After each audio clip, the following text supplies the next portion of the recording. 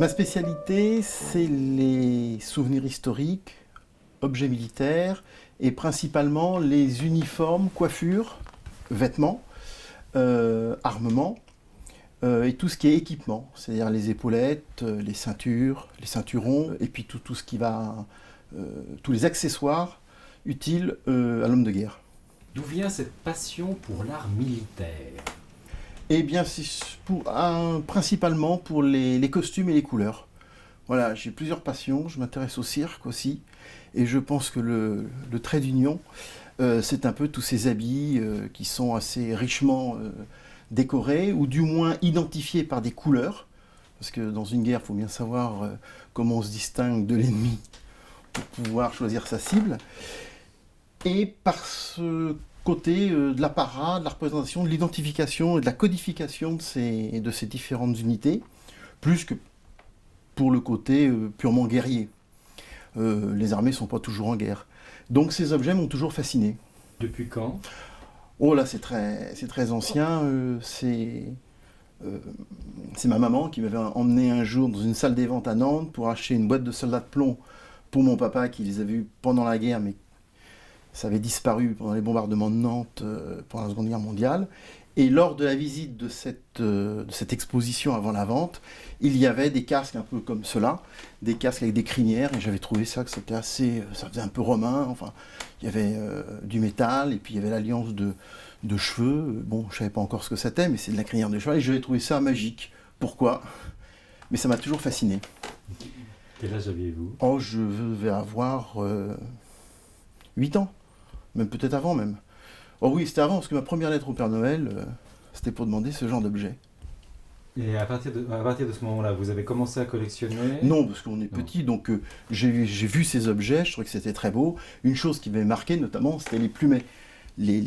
Cet ustensile qui ne sert à rien, à part éventuellement d'identifier certains régiments, que l'on met sur le côté du casque en plume de vautour, en plume de coq généralement.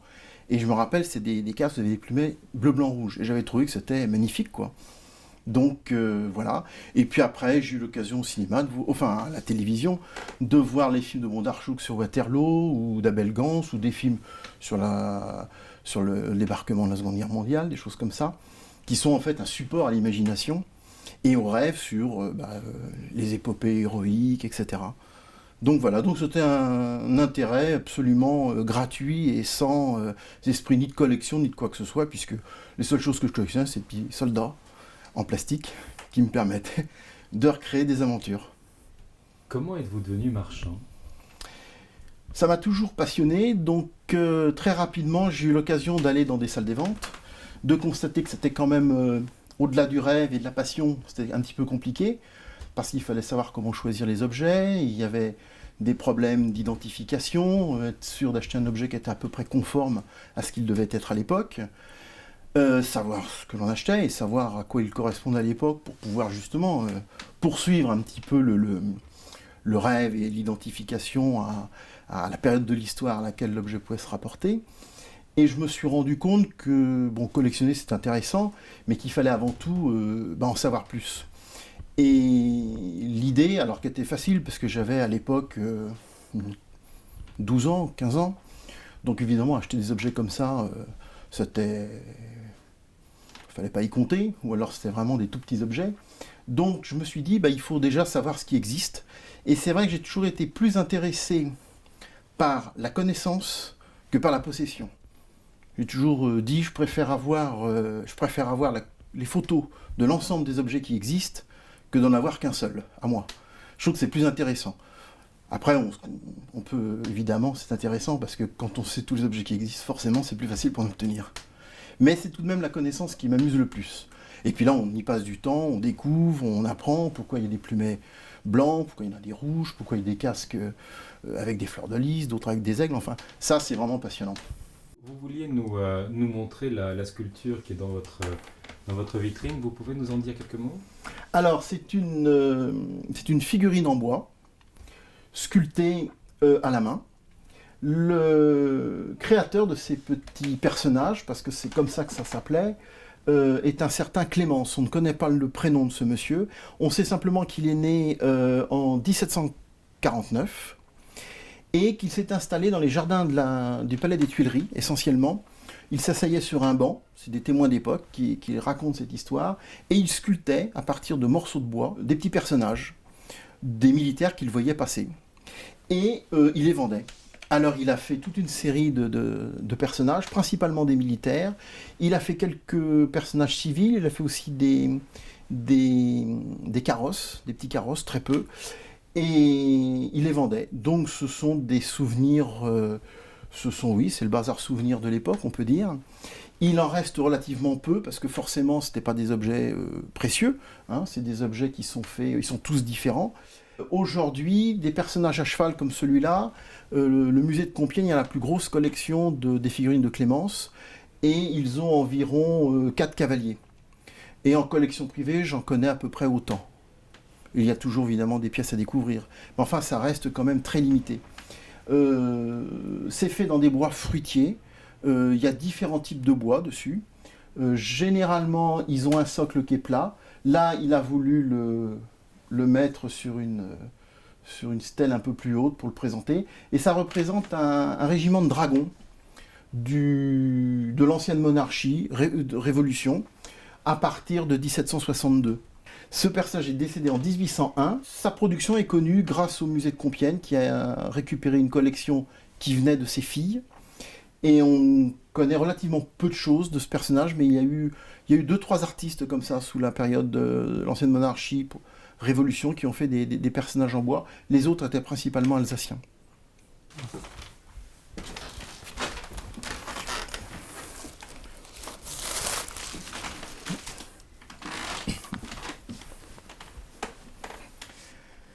Alors là, on est dans un objet un peu plus spectaculaire.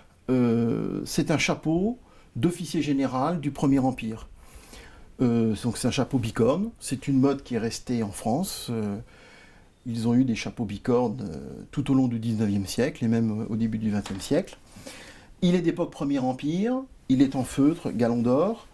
C'est une grande tenue parce qu'il est galonné or. Et il a l'intérêt d'être avec des plumes blanches, ce qui indique que c'est un général de division commandant un corps d'armée. Donc là, on a un général qui commande vraiment toute une armée. Et les bicornes d'époque du Premier Empire sont très rares, car généralement ce sont des bicornes d'époque Restauration, qu'on a fait remonter dans le temps, avec quelques petites modifications. Celui-là est parfaitement d'époque.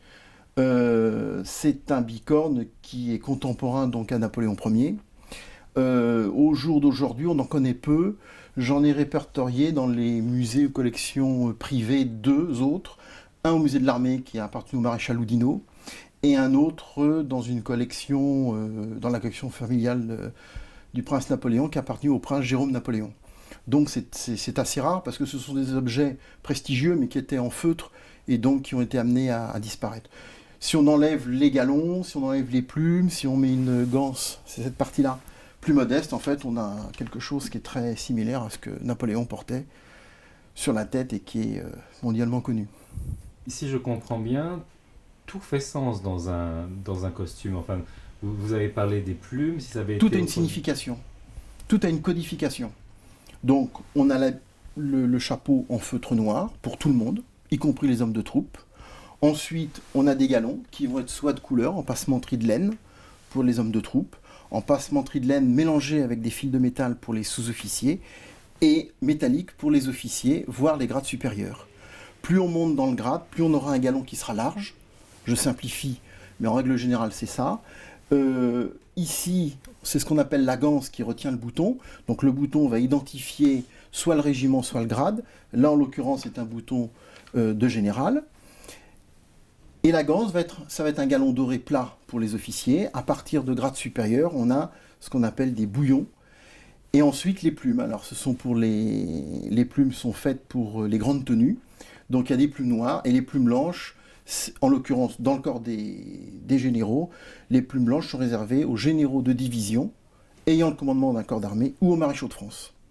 Et donc, ces différentes codifications vont se retrouver dans tous les costumes d'apparat, dans tous les costumes de l'armée. Du pied à la tête, du chapeau jusqu'à la botte. Et tout cela a été documenté. Alors, tout le problème, c'est de retrouver les documents d'époque. Oui, normal, il y avait forcément des règlements, parce qu'il y a des gens qui fabriquaient ça, et donc il leur fallait bien des dimensions, des dessins. Là, pour les habits généraux du Premier Empire, il y a des livres qui existent avec les planches très précises du dessin du bouton, du diamètre, et qui décrit si on met des plumes blanches, des plumes noires, quel est le type de galon, la largeur, et en fonction de quelle tenue on adapte tel ou tel galon. Alors, puisque nous sommes dans les couvre-chefs, la première chose que j'ai vue sur votre site, c'est des alignements de casques. Est-ce que vous pouvez nous en dire un mot? Alors les casques, ce sont des coiffures métalliques que portaient principalement les régiments de cavalerie en France à partir de 1762. Donc on fait une bombe en métal pour protéger la tête de chocs par rapport à des armes blanches et des sabres. Alors après, nous allons avoir des couleurs, des formes qui vont varier en fonction des régiments et des époques. Si on veut par exemple deux casques un peu spectaculaires, on a celui-là qui est un casque d'officier de la gendarmerie d'élite. Alors ce corps est créé par Louis XVIII en 1814. Il s'appelle au tout début le corps de la gendarmerie des chasses, résidences et voyages du roi. Tout un programme. C'était en fait ni plus ni moins, pour simplifier, que c'est un corps similaire à la garde républicaine actuelle qui est affecté à la garde des forêts de Fontainebleau ou des domaines, par exemple, je pense du musée de Chambord, des choses comme ça. Voilà, c'était des gendarmes à cheval qui surveillaient les domaines du roi et toutes les résidences qu'il pouvait. Et lorsqu'il s'y déplaçait, c'était en quelque sorte ses gardes du corps, même s'il avait aussi des gardes du corps. Donc c'est un casque très spectaculaire, et on voit d'ailleurs la symbolique des chasses, avec le corps de chasse, et puis tout un décor qui évoque justement les forêts domaniales de l'époque. Alors ce sont des casques qui sont assez rares. Ce corps est abandonné en 1816 et il est remplacé par la gendarmerie d'élite. Et donc on change le bandeau et les fonctions du corps sont un petit peu élargies. Ces casques notamment vont charger à Waterloo, car la gendarmerie d'élite sera engagée à la bataille de Waterloo, mais quand elle sera sous la direction de Napoléon, on aura pris soin d'enlever les armes de France pour ce faire. Un autre casque un peu spectaculaire,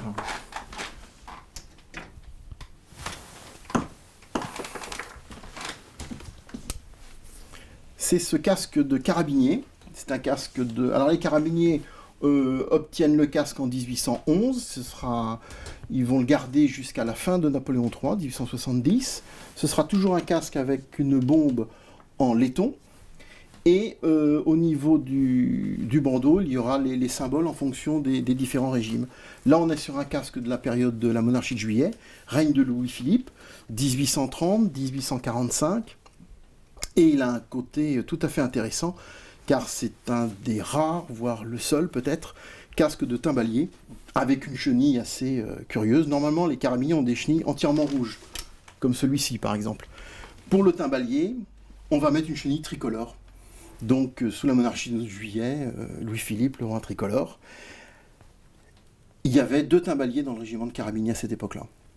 Et les simples musiciens ont des chenilles soit bleues, soit blanches, en fonction des époques. Sous la monarchie de Juillet, les chenilles étaient blanches. Enfin, étaient bleues au départ et blanches à la fin. Super.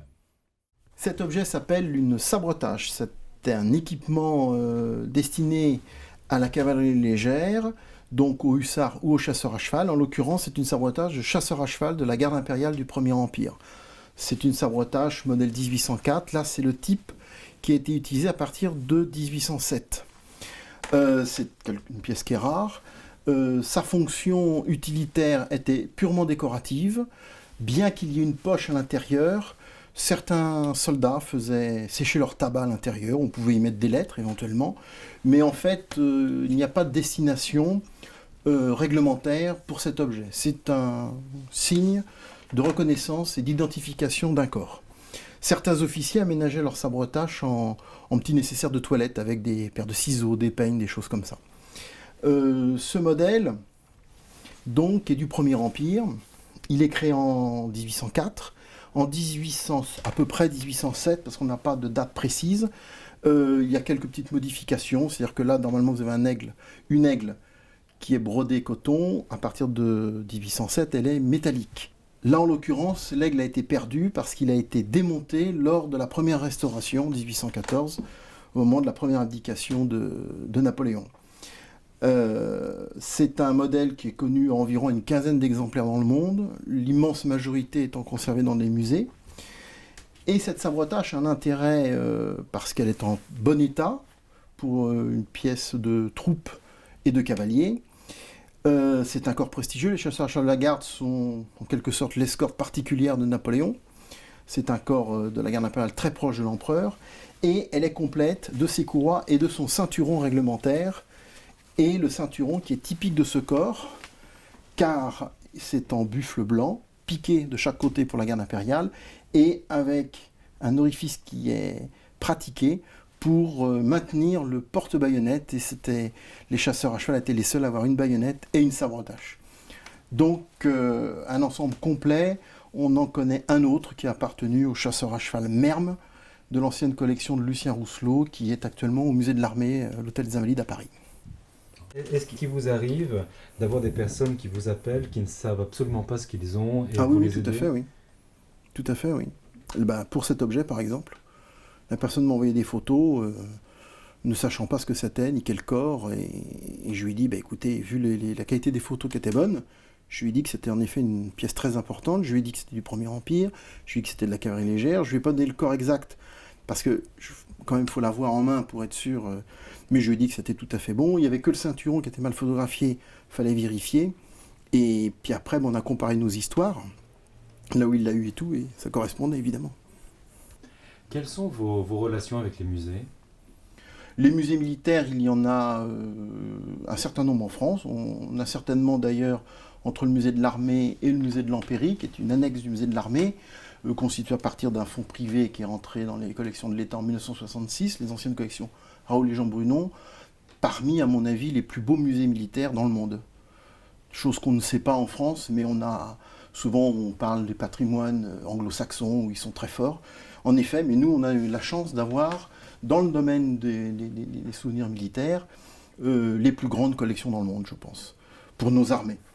Et je pense que peu de pays ont autant de choses sur leurs propres armées que nous en avons sur les nôtres. Alors, écoutez, les musées, je collabore avec eux quand je fais des livres, parce que j'ai besoin d'avoir accès à des objets pour faire des photos. Et puis, quelquefois, je leur demande des renseignements, comment il fait tel objet, que je n'ai pas eu l'occasion de voir en collection privée, ou pour faire une comparaison.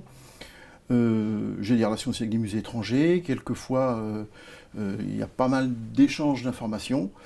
Je me rappelle notamment le musée des Pays-Bas, le musée de l'armée des Pays-Bas. J'ai reçu les conservateurs qui venaient ici pour voir un objet. Et puis, le soir, en discutant de tout et de rien, et pas forcément d'objets militaires, à un moment donné, on s'est mis à parler on est revenu à notre sujet premier. Et ce qui les intéressait, c'était des casques de dragons de l'époque du Premier Empire, lorsque la Hollande est devenue la République batave et que Napoléon a annexé cette République. Et il y avait un mystère dans un grand musée français, le musée de l'Empérie, où il y avait un casque justement avec sur la partie avant des initiales B, D, et personne n'avait trouvé ce que ça pouvait être. On cherchait ça depuis longtemps, et des grands spécialistes s'étaient penchés sur la question, notamment les frères Brunon, qui étaient les plus grands collectionneurs au début du siècle de cette période, et des très grands connaisseurs. Et il m'avait demandé d'ailleurs, M. Raoul Brunon m'a demandé à une époque si j'avais une idée, et j'avoue que je ne savais pas. On pensait à l'époque éventuellement aux initiales du personnage propriétaire du casque, qui ne tenait pas debout parce que ça ne s'est jamais fait comme ça. Et bien entre la poire et le fromage, puisqu'on parlait des fromages français et hollandais, je ne sais pas pourquoi, on s'est mis à parler des dragons de la République batave, etc. Et ils m'ont sorti des photos de gravures d'époque qu'ils avaient sur ces régiments-là, puisque je collecte toujours des informations dans le but de faire des livres. Donc voilà. Et c'est à ce moment-là que je me suis rendu compte que BD, ça pouvait dire dragon, batave. Je suis allé chercher dans mes archives la photo de ce casque et on a découvert l'identification précise. C'était ça. Donc ça, c'est vraiment intéressant. Et eux, ils sont repartis enchantés et On a échangé. Alors, ils m'ont envoyé tous les documents qu'ils possèdent eux.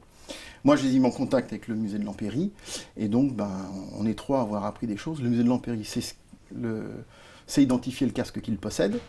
Eux savent où il existe un casque pour faire une exposition éventuellement un jour. Et puis moi, le jour où je ferai un livre, je pourrai donner cette petite information en exclusivité après vous. Qu'est-ce qui, d'après vous, différencie un antiquaire de qualité d'un expert?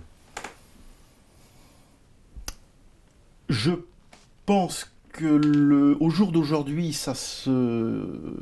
la marge de différence est de plus en plus petite parce qu'il faut être spécialisé et connaître les objets parce que les acheteurs connaissent de plus en plus les moyens modernes, Internet, donc on peut voir, comparer. Donc je pense que ça se rapproche. Mais la différence essentielle, c'est que l'antiquaire va chercher des objets. Il n'est pas forcément une spécialité, il peut en avoir une, mais généralement il a des meubles, enfin il doit décorer son magasin avec un ensemble d'objets divers et variés, que l'expert, il va être obligé d'être spécialisé dans un domaine très pointu, quitte éventuellement à s'intéresser à des domaines qui débordent forcément, parce que même dans ce domaine-là, il y a pas mal de spécialités et on ne peut pas tout connaître parce que c'est impossible. L'expert doit pouvoir répondre à des questions, disons, je pense, beaucoup plus précises. Et donc ça implique d'avoir une spécialité et puis normalement une forte documentation pour essayer de s'y retrouver, ou au moins de savoir à qui on peut demander de l'aide, des musées, des collectionneurs, où est-ce qu'on peut obtenir des objets pour comparer, pour les travailler, sans forcément les acheter pour les revendre, mais pour étudier ces types d'objets. Donc je pense que c'est la démarche qui change un petit peu. D'où votre gigantesque bibliothèque. D'où mon intérêt, parce que oui, d'abord il faut beaucoup de bouquins pour essayer de trouver peu de choses. Et puis en plus c'est indispensable, parce qu'il faut savoir ce que l'on vend, quoi. L'antiquaire peut très bien vendre un très bel objet, c'est pas péjoratif, sans forcément connaître toute son histoire. Il sait que c'est un bon objet, qui a une bonne provenance, il connaît à peu près le prix. Donc voilà, l'expert doit être normalement capable d'aller un peu plus loin, quoi, de vraiment faire une fiche digne d'une exposition pour un musée. Vous êtes récemment affilié à la Chambre, je crois, à la Oui. CNES. Quelle a été votre motivation pour entrer à l'intérieur de la Chambre? Eh bien, j'avais des amis qui étaient membres de cette Chambre, et en parlant avec eux, en rencontrant certains membres d'autres spécialités que la mienne, j'ai vu qu'il y avait d'abord des gens très très pointus, et j'ai été vraiment très surpris de voir le niveau d'exigence de cette chambre, notamment dans les examens pour en faire partie. Alors des niveaux d'exigence bienveillants, mais c'est vraiment des vrais connaisseurs qui posent des questions et qui demandent des connaissances sans compromission. Des connaissances pointues. C'est une chambre aussi qui fait des stages et qui en permanence cherche à apprendre. Vous étiez au stage sur la bande dessinée? Ah oui, tout à fait, oui. Et vous en avez pensé quoi? Ah, c'était vraiment très intéressant. On a eu des pièces dans les mains qu'on ne soupçonnait pas, et on a découvert un univers. Alors on a redécouvert d'abord, en tant que lecteur de bande dessinée, grâce à des intervenants qui en fabriquent, on a redécouvert un petit peu ce qu'était une bande dessinée, de l'autre côté des imagettes. Et puis on a découvert, grâce aux experts qui sont intervenus, un monde, un marché, dont on entend parler dans la presse et dans les médias, mais dont on ignorait un peu les tenants et les aboutissants. Et donc c'est toujours passionnant.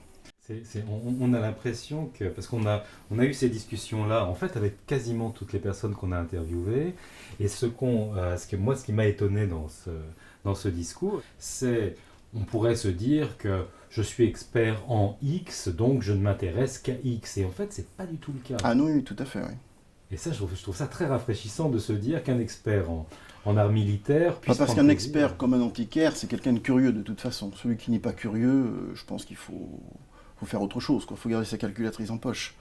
Mais c'est quelqu'un qui est curieux, et donc on s'intéresse à tout. Et alors, de toute façon, quel que soit le domaine autre que le sien, il y a toujours des connexions.